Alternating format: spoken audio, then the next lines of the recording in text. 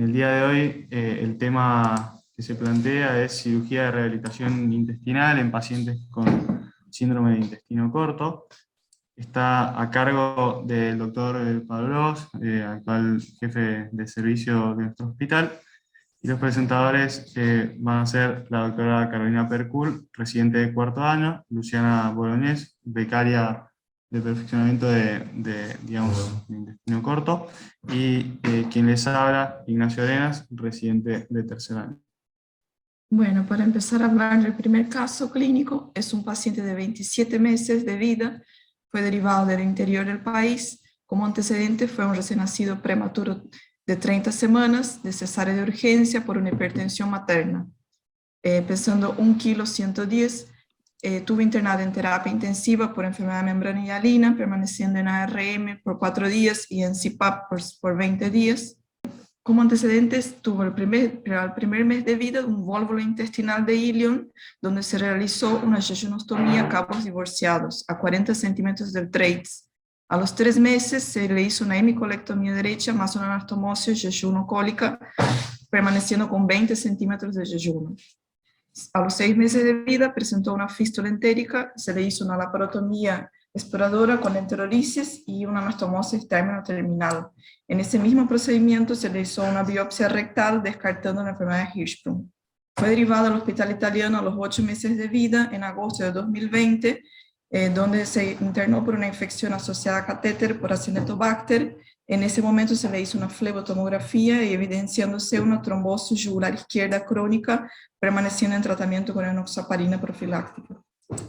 Ahí le realizamos una radiografía de abdomen donde se evidenciaba la dilatación de las asas intestinales. Se complementó el estudio, la próxima, con un tránsito intestinal. En ese tránsito podemos ver en el vídeo que se evidencia bien la dilatación de ese intestino delgado remanente, si bien en sí el colon tiene un diámetro transverso normal, por lo cual se decide realizar una cirugía de rehabilitación intestinal el 3 de octubre de 2020. Se realizó el método STEP de la asa dilatada del yeyuno.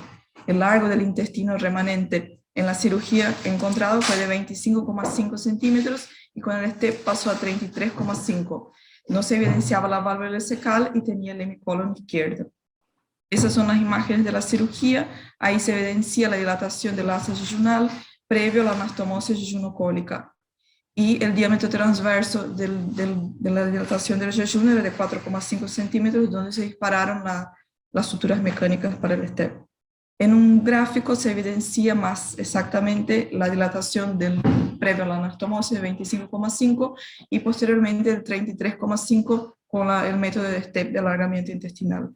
Permaneció en seguimiento por la clínica de rehabilitación intestinal. Del aspecto nutricional, toma leche Nutrilon sin lactosa, 180 mililitros, diluida en agua de arroz. Además, toma papillas bien procesadas de carne y pollo. Además de eso, recibe nutrición parenteral, recibiendo día por medio, 4 días en la semana, entre volúmenes de 750 a 600 mililitros, pasando en 12 horas. El paciente igualmente refería dolor abdominal y cólicos recurrentes.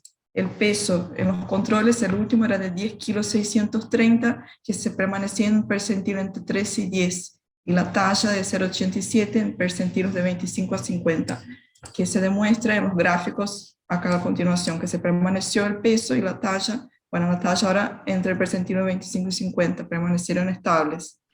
Se le volvió a realizar un tránsito intestinal en la última internación, que fue ahora en febrero, por una infección asociada a catéter, y se evidenció la dilatación del yeyuno remanente posterior al primer STEP. Entonces, por lo cual se realizó rehacer el STEP, un nuevo STEP, el 3 ahora, en marzo ahora de este año. En la cirugía se evidenció un largo de intestino de 27 centímetros de yeyuno. Con el STEP se pasó a 43 centímetros. Permanece sin la válvula y con el hemicolon izquierdo. Estas son las imágenes de la cirugía, donde se evidencia bien la dilatación y donde se puso la sutura mecánica para hacer el alargamiento intestinal. El paciente actualmente está internado en el hospital italiano, respira aire ambiente con buen manejo del dolor, tiene tránsito positivo y tolera el aporte ya enteral con Nutrilon a 30 mililitros cada 6 horas. Bien, bueno, para comenzar con la revisión bibliográfica, primero vamos a plantear un artículo complementario. El mismo fue publicado en el 2018 por el Servicio de Cirugía Pediátrica del Hospital de la Paz de Madrid. Se tituló Resultados a largo plazo en cirugía de alargamiento intestinal, y ellos plantean una pregunta acerca de cuántos trasplantes intestinales son evitados y en qué pacientes. Como introducción, ellos comentan que el trasplante intestinal promovió, digamos, la realización de equipos de rehabilitación intestinal que rápido mejoraban el pronóstico de los pacientes que presentan insuficiencia intestinal. Los últimos reportes mostraron, digamos, en este contexto, cómo la lista de pacientes que entran en trasplante es cada vez más pequeña y cada vez es mayor la cantidad de pacientes que salen de la misma debido a que se rehabilitan. Debido a esto, como objetivos, ellos plantean resumir, digamos, la variedad, múltiple, digamos, variedad de procedimientos que usualmente se requieren en pacientes con dicha patología y que se benefician con este enfoque multidisciplinario de los equipos que, que hacen rehabilitación intestinal. El éxito, digamos, en este contexto, ellos plantean varios factores, pero principalmente la experiencia de un equipo multidisciplinario compuesto por pediatras, por gastroenterólogos, nutricionistas, cirujanos pediátricos, que son capaces de manejar en conjunto dichos pacientes, siempre con un criterioso manejo quirúrgico. También habla acerca de el buen manejo de los catéteres venosos centrales para el requerimiento de la alimentación parenteral y las nuevas fórmulas de alimentación parenteral que reciben estos pacientes, que mejoran, digamos, la expectativa. Como estrategias quirúrgicas en cirugía, digamos, de rehabilitación intestinal, se plantea como primera medida una evaluación preoperatoria exhaustiva. Recordemos que estos pacientes en general presentan múltiples cirugías, en muchos casos no sabemos el diagnóstico de certeza. En general, el largo remanente intestinal es desconocido y como primera medida se busca un manejo más bien conservador, sobre todo para optimizar al paciente desde el punto de vista nutricional. Entre esos procedimientos que menciona el artículo, como primer gesto que antes se realizaba, era aquel procedimiento para enlentecer el tránsito, como por ejemplo la recirculación intestinal o la interposición de segmentos antiperistálticos o mismo valvas, esfínteres, o por ejemplo una interposición isoperistáltica de colon, procedimientos que hoy en día casi que no se realizan.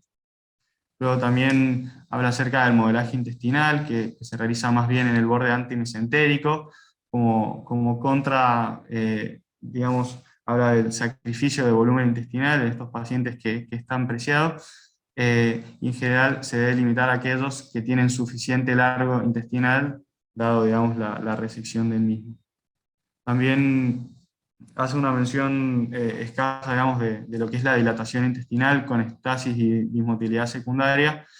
Comenta como fenómeno adaptativo, digamos, del propio intestino, digamos, para tratar de mejorar, digamos, la absorción intestinal. Y también nos puede mostrar algún fenómeno estenótico, por ejemplo, en algún paciente que pueda haber tenido una atresia de intestino.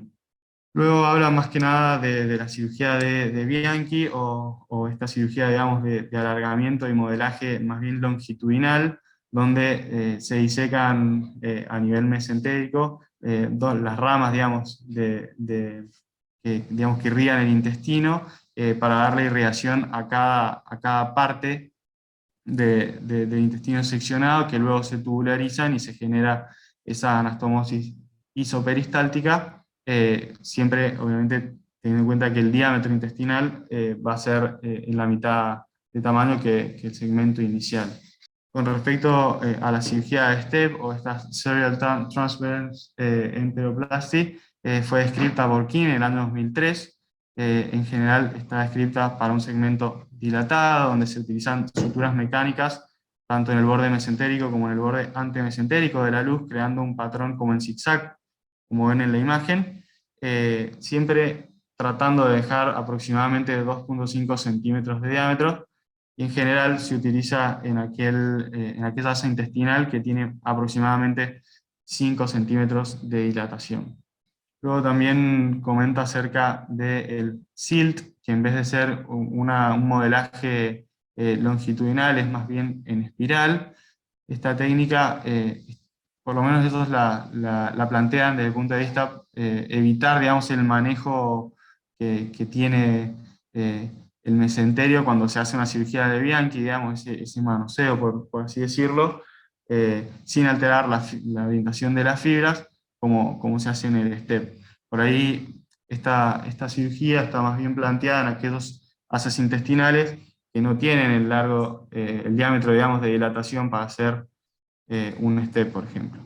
Bueno, ¿cómo se seleccionan los pacientes para alargamiento intestinal? En general son pacientes que dependen de nutrición parenteral. En cuanto a la edad de la cirugía, habla de que debería evitarse en recién nacidos, si bien hay artículos que han hablado de que esto podría realizarse también en pacientes pequeños. En cuanto a la anatomía intestinal, no existe una contraindicación per se, digamos, por razones anatómicas. Sí va a depender por ahí la técnica según que tenga el paciente, si tiene o no válvula cecal, si lo que vamos a operar, digamos, es el colon o el intestino delgado. Eso generalmente lo que nos va a modificar un poco la conducta. En cuanto a la función hepática, si es un factor pronóstico, siempre la debemos evaluar, incluso realizando biopsia, antes de indicar algún procedimiento. Después, como resultado postoperatorio, el follow-up es muy importante, teniendo en cuenta que esta adaptación intestinal requiere de muchos años de seguimiento. En cuanto a las complicaciones postquirúrgicas, tanto la cirugía de Bianchi como la cirugía de STEP presentan tasas de complicaciones similares. Esto va a ser comentado en el artículo principal también, hablando del sangrado más frecuente en el STEP, la necrosis, la perforación y la fístula en la cirugía de Bianchi. Con respecto al winning, digamos, de nutrición parenteral, el STEP muestra menor descenso de requerimiento de parenteral, y el crecimiento y el aumento de peso fue similar con ambas cirugías. Con respecto a la dilatación intestinal posterior a la cirugía, fue más frecuentemente visto en cirugía de STEP, y con respecto a la mortalidad, no fue vista intraquirófano y sí mayor en cirugía de Bianchi, digamos, en el posoperatorio, ¿no? Con respecto, digamos, a la pregunta que ellos se hicieron, hablan de que es muy difícil de estimar qué pacientes, digamos, fueron los que evitan trasplante, debido a que los criterios de selección no son homogéneos. Hablan acerca de la unidad de rehabilitación intestinal como un claro beneficio para estos pacientes, y que esto llevó a que el número, digamos, en la lista, digamos, de pacientes disminuyera de un 72 a un 58%, que por ejemplo los pacientes removidos aumentara de un 3 a un 36%, y que la mortalidad como consecuencia disminuyera de un 46 a un 3%. Como conclusión, ellos hablan de que estas técnicas quirúrgicas de cirugía reconstructiva no está limitada según el largo intestinal. Tanto la cirugía de Bianchi como la cirugía de STEP ofrecen buenos resultados en términos de adaptación intestinal, sobrevida y requerimiento de trasplante posterior. Menos de un cuarto de los pacientes requirieron trasplante como salvataje, y que los reportes futuros de las unidades de rehabilitación intestinal van a documentar el rol preciso de la cirugía de alargamiento. Digamos, como que queda mucho por estudiar. Luego presentaremos el artículo principal. Este se llama Procedimientos de elongación intestinal en pacientes pediátricos con síndrome de intestino corto. Es una revisión sistemática. Este artículo se publicó en el European Journal of Pediatric Surgery el año pasado. Como checklist que hacemos habitualmente, en esta oportunidad previo a presentar el artículo, el título es acorde al tema en estudio, fue publicado en una plataforma validada. El objetivo es conocer las diferentes opciones terapéuticas y no se trató de un estudio doble ciego y aleatorizado, sino de una revisión sistemática. Algunos de los resultados fueron estadísticamente significativos.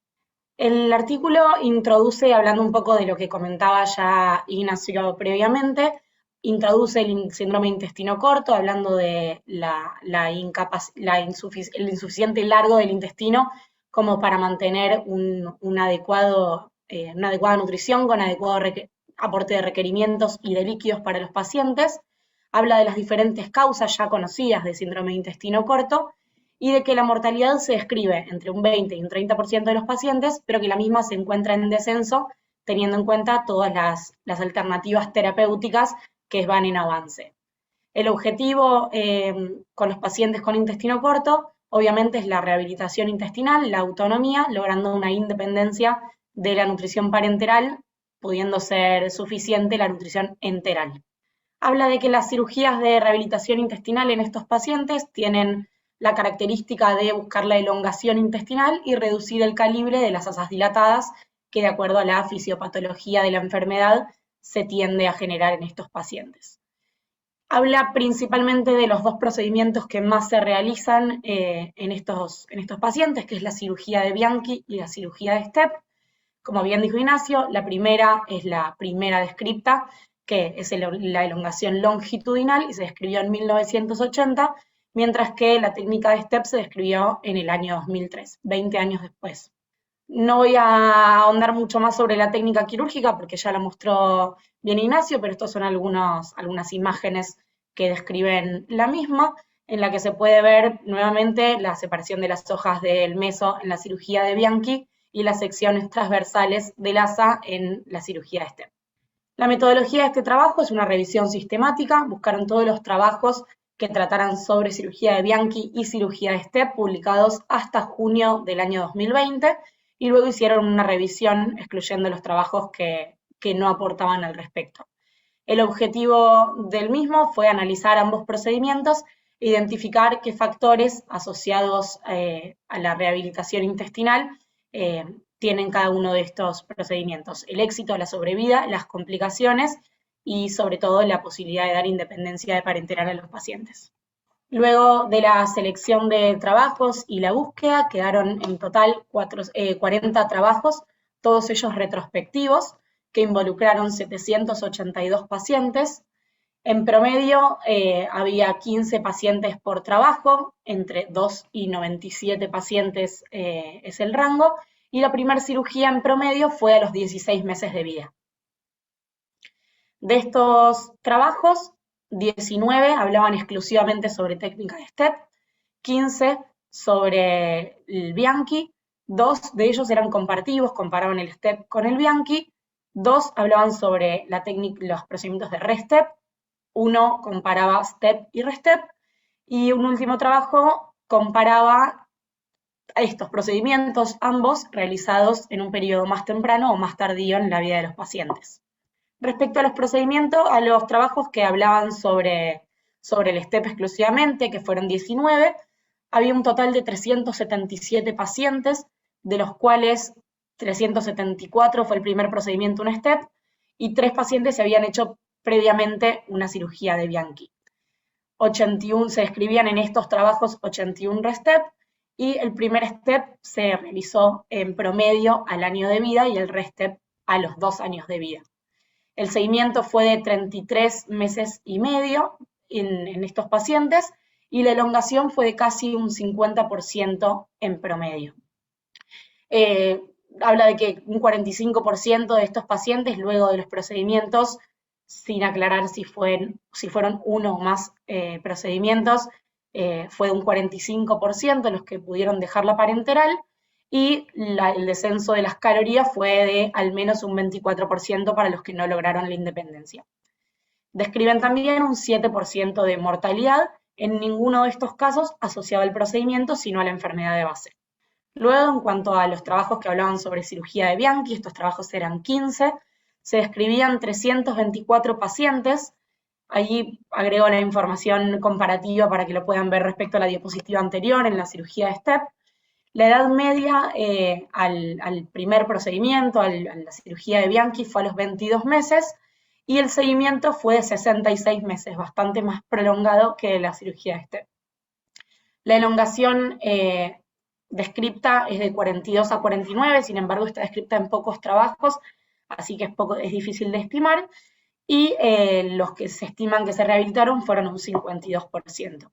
El descenso en las calorías es similar al de la cirugía de STEP, y la mortalidad es de un 26%, algo más alta. También describen en un trabajo un caso de fallecimiento de un paciente intraoperatorio debido a un sangrado en un paciente con falla hepática. Dos trabajos describen que hacían un trabajo una descripción comparativa de una y otra técnica. El primero de ellos describe 7 STEP y 7 Bianchi, describe una mortalidad y una tasa de complicaciones igual, y habla de que la rehabilitación fue más temprana en los pacientes que se realizaron STEP a comparación de los pacientes que se realizaron cirugía de Bianchi. El otro trabajo describe un claro sesgo, razón por la cual es difícil estimar estos valores, ya que lo que ellos describen es que siempre tienen como primera elección en los pacientes la cirugía de Bianchi, y es en algunos casos en los que consideran que el Bianchi no es posible que deciden hacer el STEP. Teniendo en cuenta este sesgo, describen una rehabilitación mayor en la cirugía de Bianchi y describen complicaciones y mortalidad similares en ambos. En cuanto a los trabajos que hablan sobre RESTEP, que son 2, describen 14 procedimientos de RESTEP en 12 pacientes. 5 de esos pacientes habían hecho Bianchi previamente y 7 STEP, y la media de tiempo entre cirugías fue de 12 meses. De estos pacientes, 6 están rehabilitados, 4 pacientes trasplantados y no presentaron ningún caso de fallecimiento. Y los que comparan, el trabajo que compara STEP con RESTEP, tienen obviamente más pacientes que se realizaron STEP, 17 contra 7, en una edad más temprana, a los 29 meses, y los pacientes que se realizaron un solo procedimiento describen tener 4 pacientes rehabilitados y ninguno de los pacientes que se realizaron RESTEP rehabilitados hasta el momento del estudio. Como conclusiones y en la discusión, habla de que estos trabajos son obviamente muy heterogéneos, tienen distintos objetivos, diferentes muestras e incluso cantidades de pacientes muy variables como para poder analizarlos a la par. Ninguno de ellos es un metaanálisis, son todos estudios observacionales y retrospectivos, y hablan de una rehabilitación similar para ambos procedimientos de más o menos un 50%. A la hora de comparar estos dos procedimientos a modo de conclusión, ellos estimaron una mortalidad en los pacientes que se realizaron cirugía de Bianchi mayor a la de los pacientes que se realizaron STEP y un seguimiento también más prolongado. Pero estas dos conclusiones son obviamente esperables teniendo en cuenta que la cirugía de Bianchi tiene 20 años de antigüedad más que la cirugía de STEP, entonces el seguimiento es más prolongado y la probabilidad de que los pacientes fallezcan en el seguimiento también lo es. A su vez, como beneficio de la cirugía de STEP, considerarla como un procedimiento posible, como un segundo procedimiento, ya con un STEP o un Bianchi previo, y habla de que el RESTEP es menos efectivo que el primer STEP en cuanto a la elongación intestinal lograda. Y como conclusión final, ambos procedimientos son útiles para alcanzar una rehabilitación intestinal y tratar de lograr una independencia de la parenteral, y no se describen en ninguno de los trabajos conclusiones que sean claras a la hora de hacer recomendaciones para seleccionar adecuadamente pacientes para hacerle la cirugía de rehabilitación intestinal y seleccionar el procedimiento que vaya a ser más exitoso en cada caso. Gracias.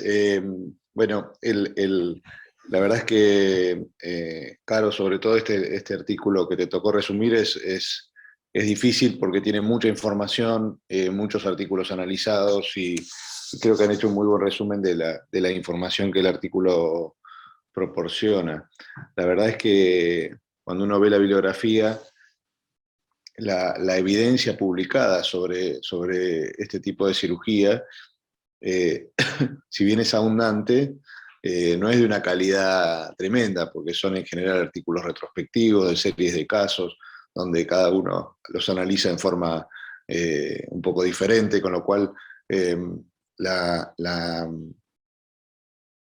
conclusiones que uno puede sacar en algunos casos son limitadas, pero sí me pareció interesante poder, primero que los residentes pudieran sumergirse en estas publicaciones y después compartirlo con toda la comunidad que sigue nuestros ateneos, porque la verdad es que brindan bastante información de lo que hoy en día se hace, más allá, ¿no?, del análisis que uno puede hacer de los resultados. quiero mostrarles nada más de una revisión que hicimos recientemente de nuestra experiencia, ahora en este mes de marzo. Y nosotros en el equipo hace ya unos 12 años que está constituido, digamos, el equipo de rehabilitación intestinal en el hospital, integrado, como mencionaba Ignacio en el primer artículo, con varios, con distintas especialidades, especialmente gastroenterología, nutrición, pediatría, cirugía pediátrica, cirugía de trasplante, y constituimos este equipo especializado en falla intestinal, y hasta el momento nosotros tenemos en el hospital un equipo pediátrico y un equipo que trata pacientes adultos. En nuestro equipo pediátrico, hasta el momento hemos evaluado 152 pacientes, de los cuales 55 fueron operados con alguna de estas técnicas que se han mencionado. 6 pacientes de estos que les voy a mostrar fueron operados fuera del hospital italiano, en otros lugares que nos han invitado a operar. Y la verdad que nuestra experiencia es mayor con la técnica de STEP, y eso tiene que ver con que la técnica de Bianchi es una técnica bastante más demandante desde el punto de vista técnico, y personalmente no la hemos utilizado tanto hasta que no nos sentimos capacitados y no nos formamos técnicamente para poder hacerla. El STEP, desde el punto de vista técnico, es una cirugía más fácil, y fue lo que aprendimos a hacer inicialmente, y por eso nuestro volumen de pacientes con STEP es mayor. Pero tenemos 49 pacientes, esto el mes de marzo, ¿no? Después tenemos alguno más desde esta evaluación, 49 pacientes que habían recibido un STEP, en 16 casos se hizo un RESTEP, y 2 pacientes que les habíamos hecho una técnica de Bianchi. Y una cosa importante es que en algunos casos, como mostró Luciana en el caso del paciente operado, en las reoperaciones es frecuente que hagamos modelajes intestinales, porque a veces lo que uno necesita es modelar el intestino y darle la forma adecuada para mejorar la motilidad, y a veces no es posible aplicar ninguna de estas técnicas de alargamiento para preservar mucosas. En pacientes que tienen más de 80 centímetros de intestino, en general usamos modelaje intestinal para adecuar el diámetro intestinal y tratar de no comprometer la motilidad. Así que hay un número importante de pacientes que, sobre todo en las reoperaciones, han requerido modelaje, a veces remodelaje y algunas resecciones intestinales de segmentos que no estaban funcionando bien. Y sobre los pacientes operados, fíjense que es una patología que tiene una mortalidad relativamente alta. En nuestra serie, 15% de los pacientes fallecieron en la evolución, y esto habla de la gravedad previa de muchos de estos pacientes. Esto sobre todo si uno analiza las distintas eras, en los primeros años de la serie, donde todavía había algunos avances de la nutrición parenteral que no se habían implementado, era mayor.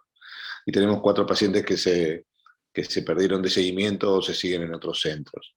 Ahora, cuando queremos analizar qué pasó en el largo plazo, de los 44 pacientes vivos que podemos, y con seguimiento que podemos analizar, el 61% de los pacientes se rehabilitaron, es decir, se logró suspender en forma sostenida y definitiva la parenteral, y cuando uno analiza a largo plazo, es decir, aquellos que tienen más de 5 años de operados, encontramos que un porcentaje mayor se encuentran rehabilitados, es decir, que 24 de 29 pacientes se encontraban rehabilitados y fuera de alimentación parenteral. Es decir, que el seguimiento y la rehabilitación uno no puede evaluarla en los primeros meses postquirúrgicos, sino que tiene que hacer un seguimiento con el equipo multidisciplinario, porque muchos pacientes se rehabilitan en el largo plazo. Con lo cual, cuando uno aumenta el plazo de seguimiento, hay una mayor tendencia a ver suspensión de la nutrición parenteral. Así que creo que esto dejo de compartir ahora. Pablo, ¿puedo aprovechar y te hago una pregunta? Sí. ¿Tomaron por casualidad, de alguna forma, sé que es más difícil en los pacientes no operados, la tasa de pacientes rehabilitados en los que no se operaron y los siguieron en el CRIT?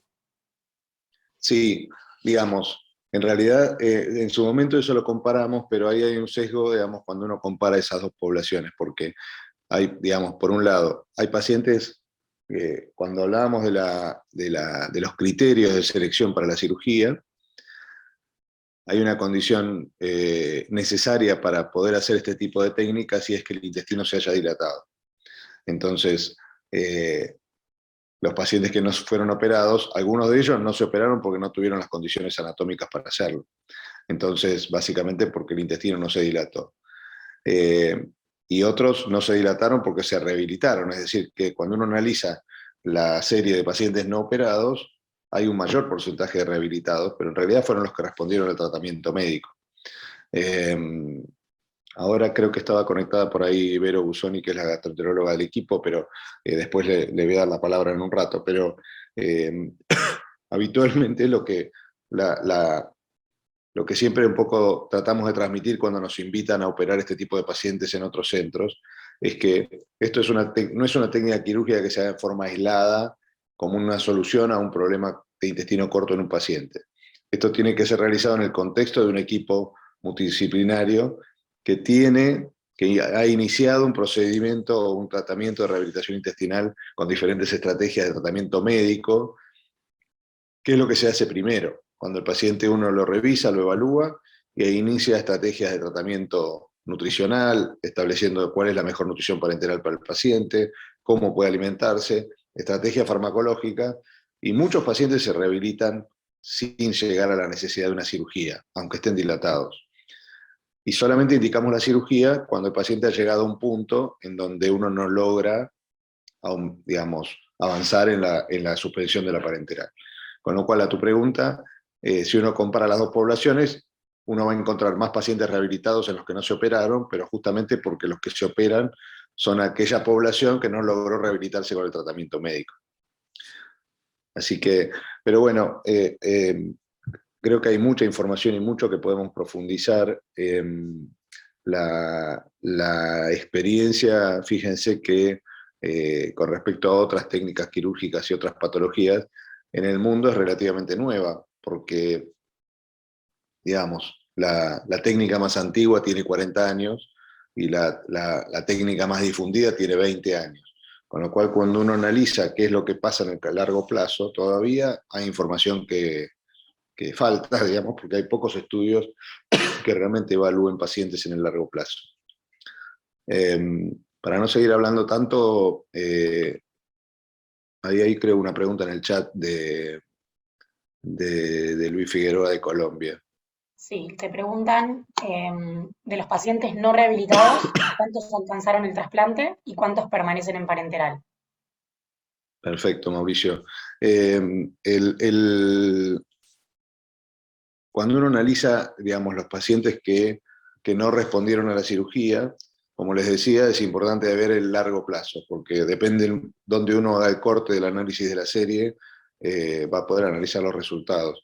Y a raíz de una presentación que tuve que hacer hace poquito, analizamos la evolución en los pacientes con más de 5 años de operados, como les mostraba recién, y sorprendentemente uno ve que cuanto más largo es el seguimiento, más pacientes rehabilitados tiene. Nosotros, en este momento, la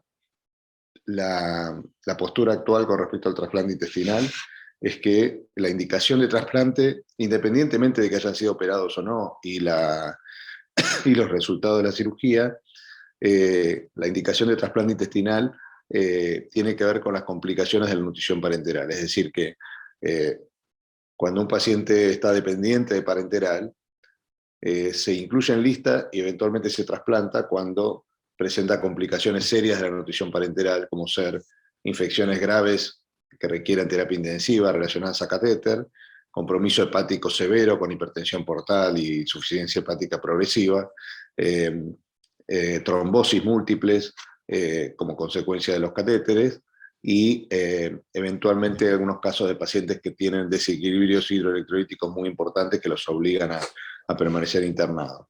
Entonces, solamente en estos casos indicamos trasplante.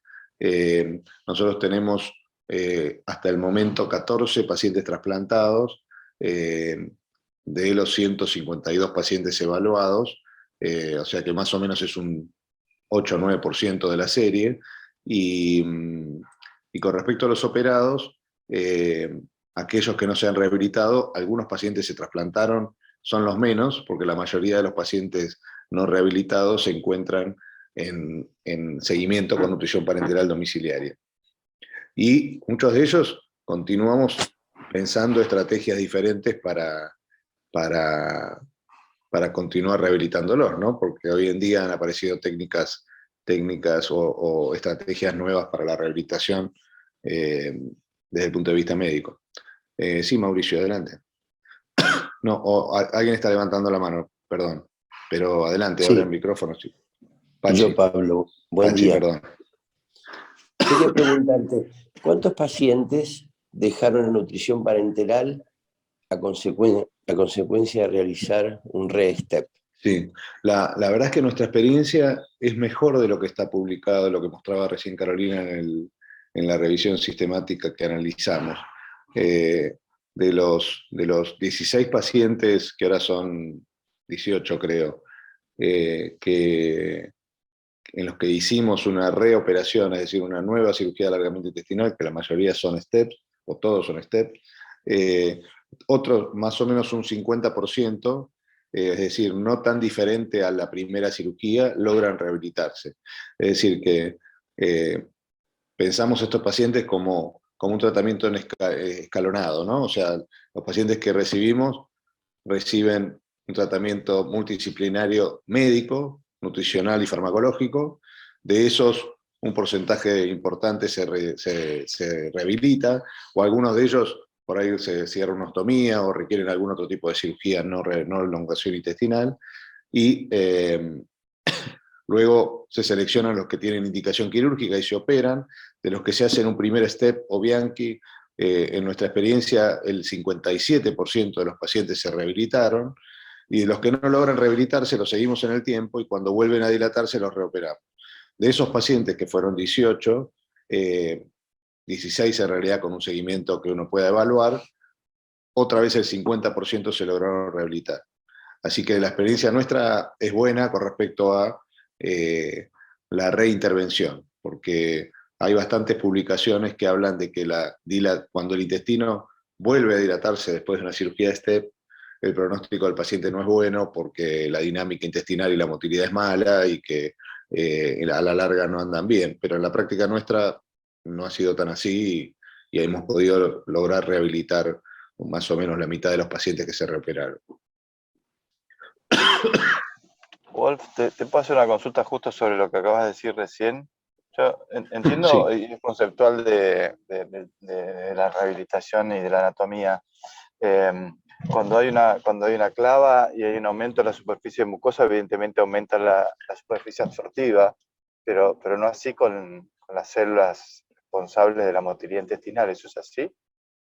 Porque no entiendo conceptualmente por qué funciona un STEP si tenés menos cantidad de células responsables de la motilidad, como son en una clava, ¿no? Eso por lo menos Sí. es lo que yo siempre tuve en la cabeza. En realidad lo que está bastante bien establecido hasta ahora es que, si bien se sigue hablando de cirugías de alargamiento intestinal, el efecto que produce la rehabilitación y la mejoría en la absorción tiene que ver con el modelaje del intestino. El principal problema que muchos de estos pacientes tienen es que tienen el trastorno de motilidad que produce la dilatación intestinal, que es adaptativa, es decir, el intestino se adapta a la drástica reducción de longitud dilatándose. Se dilata porque de alguna manera, al dilatarse, aumenta la superficie, y de hecho hay una hiperplasia en esta adaptación intestinal espontánea, hay una hiperplasia de células a nivel de las vellosidades intestinales. Es decir, que en la práctica, cuando el intestino se dilata espontáneamente, también aumenta la cantidad el número absoluto de células del epitelio intestinal. Ahora, llega un punto en que esa dilatación impacta en la motilidad intestinal, y esa dismotilidad favorece el sobrecrecimiento bacteriano. Eso inflama la mucosa y produce malabsorción. Y tenemos la paradoja ayer, por ejemplo, evaluamos un paciente en internación que tiene un segmento intestinal muy corto de yeyuno, creo que unos 15 o 20 centímetros, anastomosados al colon, y que se ha dilatado. Y cuando uno hace un estudio contrastado, a las 24 horas el contraste permanece en el intestino delgado. Y tiene un intestino muy corto, uno esperaría que tenga un tránsito acelerado y en realidad está enlentecido. Entonces el problema es la motilidad. Cuando uno hace el STEP, y por eso a veces nos sorprende que el paciente evoluciona muy rápido en cuanto a la mejora en la absorción, lo que mejora en realidad es la motilidad, porque lo que está haciendo es transformar una asa sumamente dilatada, a veces de 10 centímetros de diámetro, en una asa de 2 centímetros de diámetro que tiene una motilidad mejor y que tiene menos sobrecrecimiento bacteriano. En la práctica, en el largo plazo, este alargamiento intestinal en algunos casos hace que el intestino se siga adaptando y que tenga una hiperplasia, continúe la hiperplasia de células del epitelio intestinal.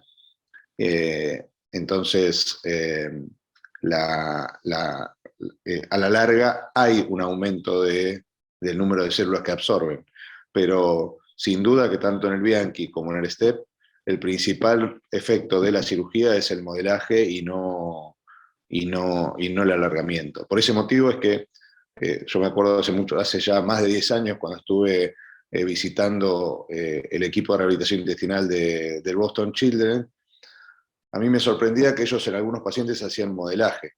Tenían pacientes con intestino corto, con dilatación intestinal, y en vez de hacer un STEP, en el lugar donde inventaron el STEP, le hacían un modelaje, es decir, resecaban una parte del asa. Y ahí aprendí que en realidad, en los pacientes que no tienen un intestino tan corto, a veces no es necesario hacer una cirugía de alargamiento, porque el mismo modelaje es el que genera un efecto virtuoso para reducir o mejorar la motilidad. Entonces, básicamente esa es la respuesta. Digamos, no hay ningún estudio que demuestre en realidad que las cirugías de alargamiento intestinal aumentan el número absoluto de células del epitelio intestinal. Pero sí, por ejemplo, y perdón que hablo mucho, pero hay, por ejemplo, una manera de medir eso que es el dosaje de citrulina. La citrulina es un aminoácido que se sintetiza en forma exclusiva en el epitelio intestinal.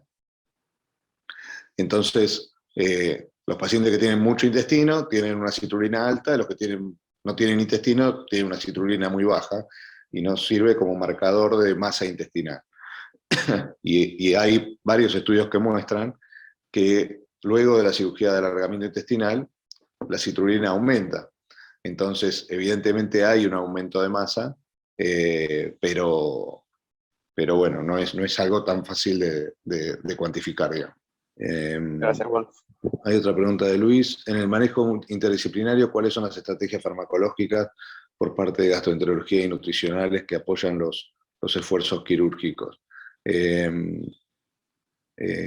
No sé, Vero, ¿estás por ahí? ¿Querés abrir micrófono y contarnos brevemente esto que pregunta Luis? Hola, buen día. Bueno, muchas gracias a todos por las presentaciones.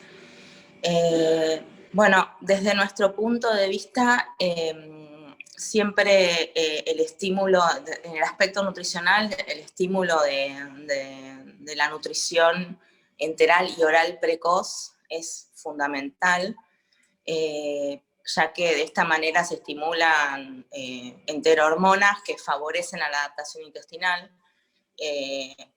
Un poco contestando a la pregunta de Carolina, en realidad todos estos pacientes luego de la resección normalmente se gatilla un proceso mediado por enterohormonas que se denomina adaptación intestinal y que puede durar a veces hasta 5 años, ¿sí?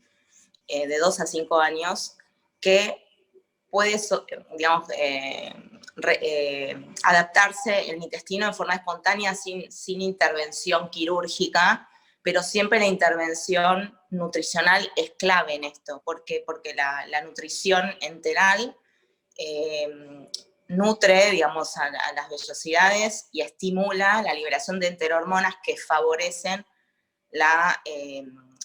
el desarrollo de las vellosidades y digamos, la profundidad de las criptas y la mejora en la absorción de ese intestino remanente. Entonces hay un porcentaje de pacientes que se adaptan en forma natural, pero sí con la intervención del equipo multidisciplinario que interviene desde lo nutricional con la nutrición precoz y desde lo farmacológico para el control de los síntomas. En este caso, la mayoría de las veces, la diarrea por aumento de tránsito, la diarrea por sobredesarrollo bacteriano con antibióticos, por aumento de tránsito con loperamida, siempre luego de la resección intestinal, por un periodo de 6 a 12 meses, utilizamos un bloqueante de la acidez porque para frenar esa hipersecreción ácida gástrica que también se libera por un freno de las enterohormonas que aumentan la gastrina y hacen esta hipersecreción ácida gástrica que se controla con omeprazol en general.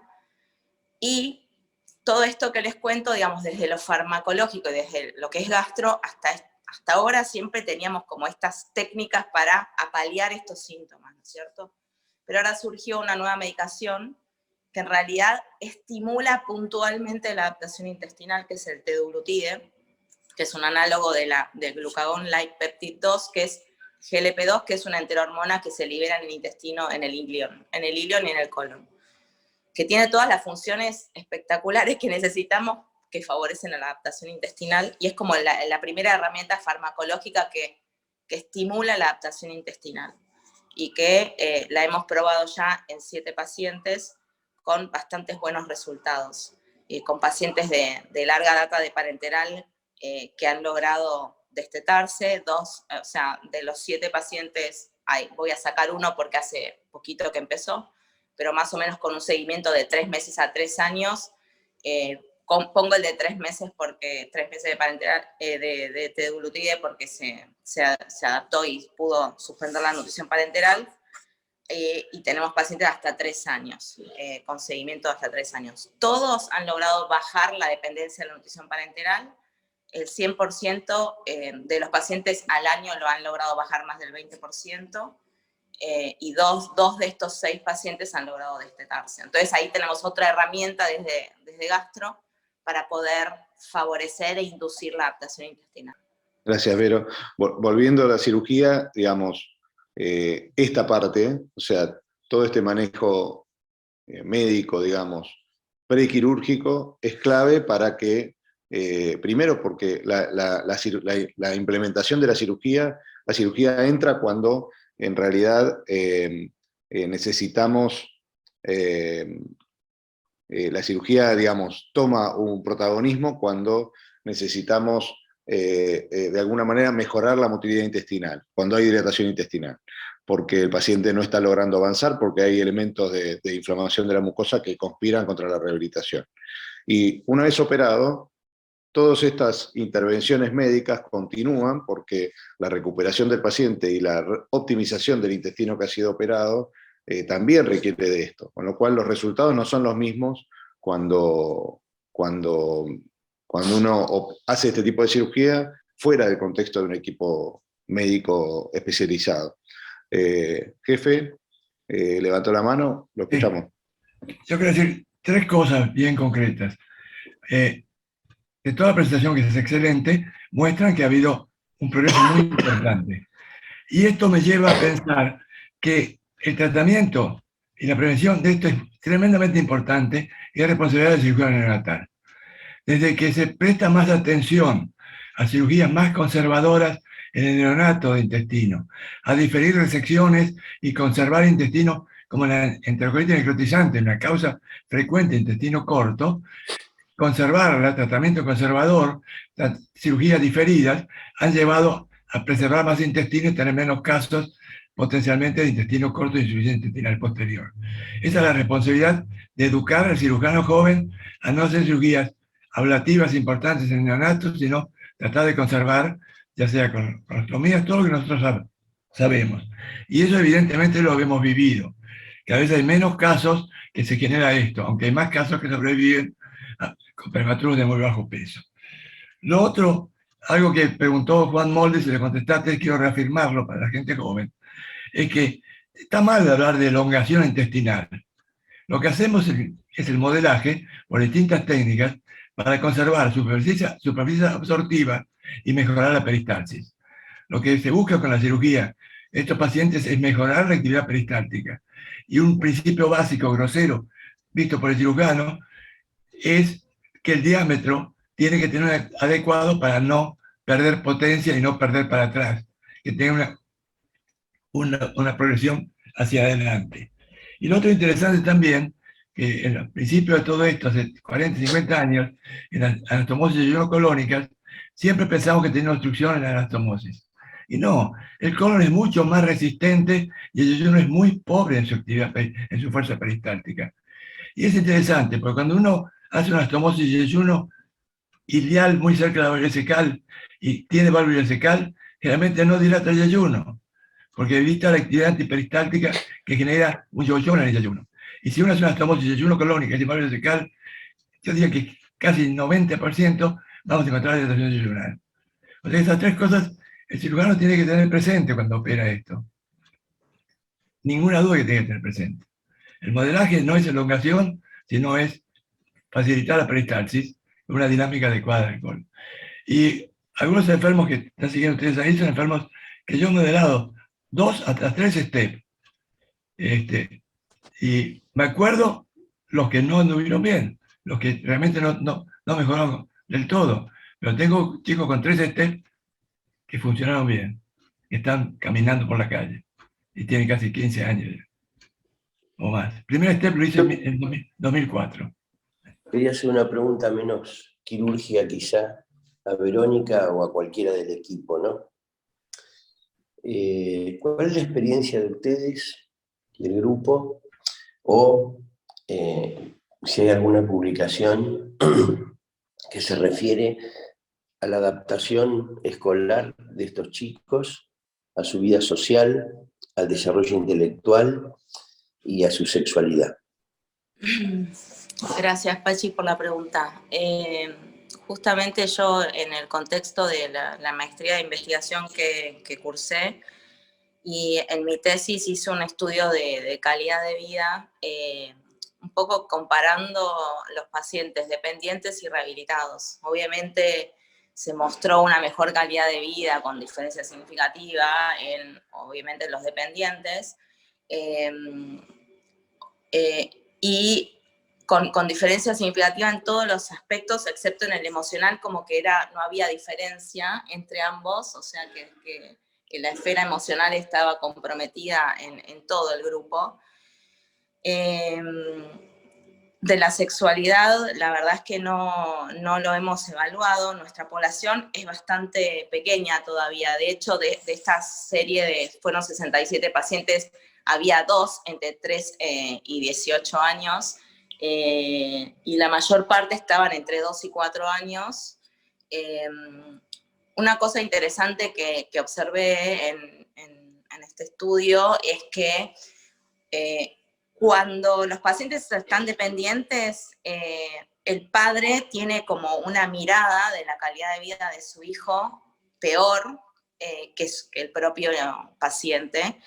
Y en el grupo de los rehabilitados se invierte, como que los papás, o sea, dejan la parenteral, entonces como que se descomplejiza un poco el manejo en la casa, los padres se relajan, tienen una mirada de que su hijo está mejor, y sin embargo el paciente rehabilitado, la percepción del niño es peor que la del padre, y esto, digamos, la verdad es que nos activa, digamos, la necesidad de ocuparnos un poco de la salud mental y emocional de estos pacientes, aún cuando logramos la rehabilitación, porque es como que uno apunta a eso y no es que se terminó todo ahí, porque el paciente rehabilitado sigue con sus síntomas, sigue con necesidad de controles, y bueno, incluso a veces se complican y requieren cirugías en el largo plazo, entonces como que no se termina ahí, y un poco la conclusión es, digamos, no desatender la esfera emocional en estos pacientes en ningún momento, y sobre todo mayor atención en el rehabilitado.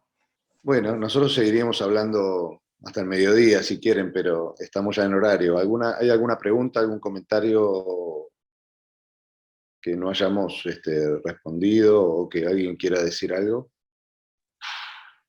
Pablo, yo mencionaría corto una preocupación que tenemos en el último tiempo y es una complicación que está empezando a aparecer en el largo plazo luego de estas cirugías de elongación, que es una enfermedad inflamatoria crónica vinculada a las suturas del STEP que estamos empezando a ver con una manifestación como hemorragia digestiva evidente u oculta, con úlceras vinculadas a las suturas del STEP, que en algunos casos generan dificultad en el manejo. Sé que justo en el último minuto, pero bueno, aunque sea, lo dejo planteado y podemos otro día hacer un ateneo de esto puntual, pero bueno, es una preocupación que tenemos en el último tiempo. Sí, tenemos 4 pacientes en los que hemos podido documentar úlceras en el intestino medio, en la zona operada. Esto no es una complicación descripta en el Bianchi y probablemente tenga que ver con el trastorno de motilidad que se produce luego de la cirugía en el STEP, el sobrecrecimiento bacteriano que en el largo plazo se produce en los pacientes que se redilatan, y es algo que todavía no se sabe muy bien cómo abordar. De hecho, todos los centros están teniendo alguna que otra experiencia con esto. Pero bueno, son las cuestiones que todavía no sabemos en el largo plazo de estos pacientes. Por eso es tan importante tener un seguimiento longitudinal de la serie de pacientes operados y constantemente se está generando conocimiento nuevo. Bueno, muchas gracias a todos. Por supuesto, esto va a quedar grabado y el tema da para mucho más, pero bueno, no, excede un poco el ámbito del bibliográfico. Les recomiendo a aquellos que tengan interés leer en profundidad los artículos que compartimos y especialmente ver, digamos, en el último artículo que compartimos, está obviamente en las referencias toda la bibliografía publicada del tema, así que ahí uno puede profundizar todo lo que uno quiere y todo lo que se sabe hasta hoy. Muchas gracias.